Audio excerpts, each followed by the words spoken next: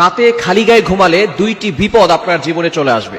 অবশ্যই আপনি দুইটি বিপদের ভিতরে পড়ে যাবেন। আমরা অনেকেই আছি রাতের বেলা যখন গরম বেশি লাগে তখন আমরা খালি গায়ে ঘুমাই। নবীজি সাল্লাল্লাহু আলাইহি সাল্লাম কখনো খালি গায়ে ঘুমাতেন না। নবীজি সাল্লাল্লাহু আলাইহি সাল্লাম এই খালি গায়ে ঘুমাতে নিষেধ করে দিয়েছেন। আমাদের নবী তার উম্মতের জন্য A to Z যা কিছু লাগবে সব শিক্ষা দিয়ে গেছেন। সালমান ফারসি রাদিয়াল্লাহু তাআলা আনহু বলেন, আমাদের নবী আমাদেরকে একেবারে বাবা যেভাবে সন্তানদেরকে শিক্ষা দেয় এইভাবে আমাদেরকে শিক্ষা দিয়েছেন। আপনি কিভাবে টয়লেটের ভিতরে ঢুকে পরিষ্কার পরিচ্ছন্নতা অর্জন করবেন সেটাও নবীজি সাল্লাল্লাহু আলাইহি সাল্লাম শিক্ষা দিয়েছেন, এবং আপনি কাবা ঘরের ভিতরে কিভাবে নামাজ পড়বেন সেটাও নবীজি শিক্ষা দিয়েছেন। সুতরাং আমাদের নবী হচ্ছেন আমাদের রুহানি পিতা। পিতা যেভাবে সন্তানদেরকে শিক্ষা দেন, আমাদেরকেও নবীজি সাল্লাল্লাহু আলাইহি সাল্লাম এভাবে শিক্ষা দিয়েছেন কিভাবে তার উম্মত জান্নাত পর্যন্ত চলে যাবে। সুতরাং রাতের বেলা খালি গায়ে ঘুমাবেন না। রাতের বেলা যদি আপনি খালি গায়ে ঘুমান, এক নাম্বার বিপদ হচ্ছে ফেরেশতারা আপনার জন্য বদদুয়া করবে। কেননা ফেরেশতারা কিন্তু লজ্জাশীল অনেক বেশি। ফেরেশতারা আপনার পাশে কিন্তু সব সময় থাকে। প্রতিনিয়ত 20 জন ফেরেশতা আমাদেরকে প্রটেক্ট করছে, হেফাজত করছে প্রতিনিয়ত। লাহু মুআকিবাতুম মিন বাইনি ইয়াদাইহি ওয়া মিন খালফি ইয়াহফাযুনাহু মিন আমরিল্লাহ।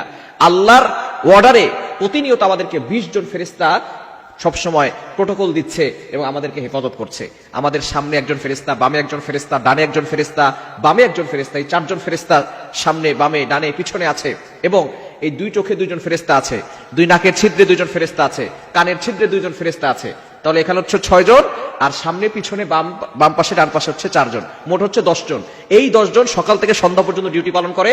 আবার এই 10 জন চলে যায় সন্ধ্যার সময়, সন্ধ্যার পরে আবার সারা রাত ধরে বাকি 10 জন আবার আপনার হেফাজত করার জন্য তারা ব্যবস্থাপনা করে। সুতরাং এই 10 জন 20 জন ফেরেশতা প্রতিদিন আপনাকে প্রটেক্ট করছে, হেফাজত করছে।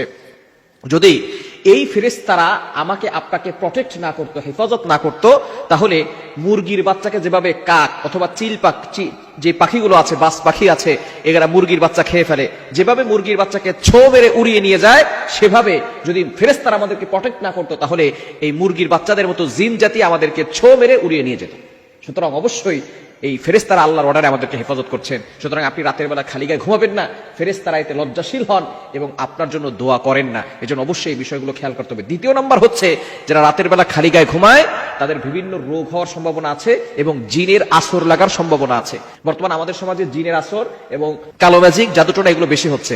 রাতের বেলা খালি গায়ে ঘুমালে, আবার অনেক পুরুষ আছে দেখবেন রাতের বেলা সে এমনি সকালবেলায় বের হচ্ছে খালি গায়ে, মানুষ তার শরীর দেখছে, এটা দেখলে কিন্তু বদনজরের সম্ভাবনা আছে এবং জাদুটোনা এবং জিনের আসর লাগার সম্ভাবনা আছে। মনে রাখবেন, বদনজর একজন সুস্থ মানুষকে অসুস্থ করে ফেলে।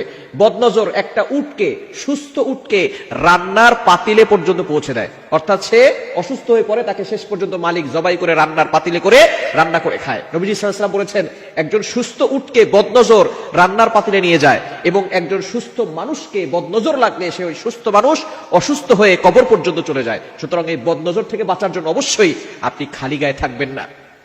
আপনি সবসময় কিছু না কিছু আপনার গায়ের উপরে দিয়ে রাখবেন। খালি গায়ে রাতে ঘুমাবেন না, তাহলে 2টি বিপদ আসবে। ফেরেশতারা দোয়া করবে না। 2 নাম্বার, অবশ্যই জিনের আসর, রোগ বালাই আপনার উপরে আসতে পারে। আল্লাহ তাআলা আমাদের সকলকে এই খালি গায়ে থেকে ঘুমানো থেকে বিরত থাকার তৌফিক দান করুন।